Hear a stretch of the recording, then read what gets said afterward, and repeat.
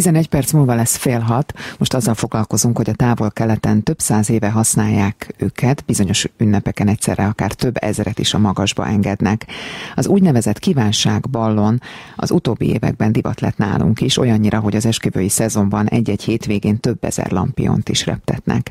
A katasztrófavédelmi igazgatóság viszont tegnap azonnali hatállyal megtiltotta az úgynevezett szerencselampionok forgalmazását. A részletek Kránic Balázs összeállításában.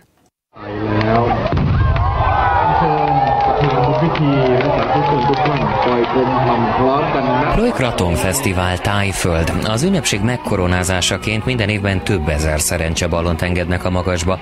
A mécsesek meggyújtása és az óriás lampionok reptetése külön szertartásnak számít. Nagyjából egy hete elkezdték eléggé felkapni. Milyen népszerű a lámpás, utána megszólalt a tűzoltóság is, akiről egyébként régóta lehet tudni, hogy eléggé kardoskodik a dolog ellen. Érezhetővé vált, hogy baj lesz. Ennyire hamar nem számítottunk döntésre, meglepett azért szerintem mindenkit. Ezt már Márton Illés Krisztián, az egyik lampionokat is forgalmazó hazai webáruház ügyvezetője mondja a katasztrófavédelem döntéséről. Az ő cége idén 10 000 ilyen lámpást adott el Magyarországon. Nagyon sokan árulják, tehát el lehet képzelni, hogy ez ilyen 100 000 vagy akár milliós darabszámban fogy, és a forgalmunknak nyáron az esküvő szezonban olyan 80%-át a lámpás teszi ki. Tehát szerintem a kereskedők egy részének ez egy jókora érvágás is, hogy ilyen hirtelen jött ez a döntés.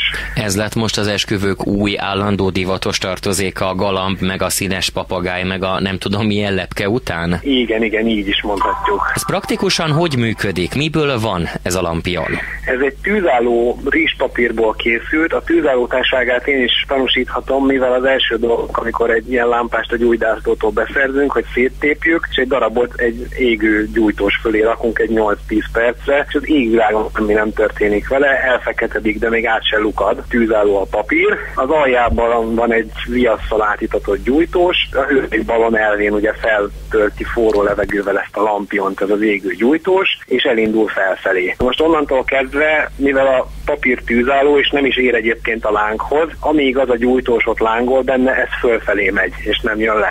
A katasztrófavédelem szerint a lampionok tűzveszélyesek, ezért tiltották meg azonnali hatállyal a termék árusítását. Hajdó Márton, az OKF szóvivője. Országos katasztrófavédelmi főigazgatóság egy ideiglenes intézkedést hozott, sem árulni, értékesíteni, sem pedig használni nem lehet ezeket az eszközöket, ezeket a termékeket, amíg ez a végzés érvényben van. Ha a termék sérti az országos tűzvédelmi szabályzatban foglaltakat, szabad területen tüzet gyújtani csak úgy lehet, hogy az a környezetére tűz vagy robbanás veszélyt ne jelentsen. Szabad területen tüzet, illetve nyílt lángot használó készüléket őrizetlenül nem lehet hagyni. És mivel ezek az eszközök, illetve termékek földtől eltávolodva a felemelkedést követően ellenőrizetlenné válnak, ezért ezek fokozott veszélyt jelentenek ilyenkor, amikor például országos tűzgyújtási tilalom van érvényben. A használati utasítás, ami minden lámpás mellé jár, szigorúan leírja, hogy épületektől legalább 30 méterre szélcsendben engedjük fel. Ha valaki körültekintően engedi ezt fel, és tényleg nagyon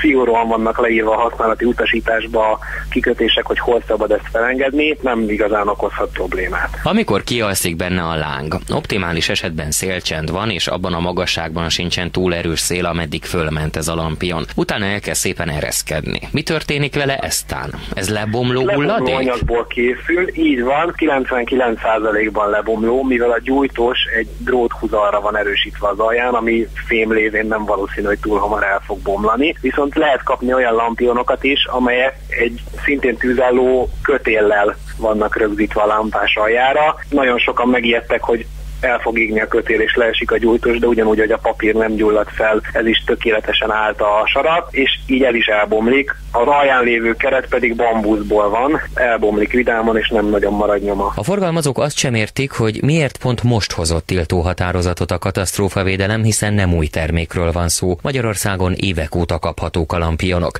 A katasztrófavédelmi szóvivő erről a következőket mondta. A tűzvédelmi hatóság látóterébe kerültek ezek az eszközök, mivel említettem, országos tűzgyújtási tilalom van érvényben, ezért minden olyan ilyen gyújtóforrást, vagy olyan terméket, ami okozhat ilyeneket, tehát nyílt területen nagy kiterjedésű szabadtéri tűzeseteket. Ezeket számba vettük, ezek a lámpások nagymértékben veszélyeztetik jelen esetben a szabad területeket. Ez azért ideiglenes, mert majd az illetékes hatóság fog végleges döntést hozni ebben az ügyben, hogy ezek a termékek a továbbiakban árusíthatók-e, illetve felhasználhatók-e. Márton Élécs Krisztián úgy tudja, a fogyasztóvédelem fogja felvenni a kapcsolatot a forgalmazókkal. A hatóság bekér majd termékmintákat, és a vizsgálatok alapján dől el, hogy a jövőben lehet-e ilyen lampionokat használni idehaza.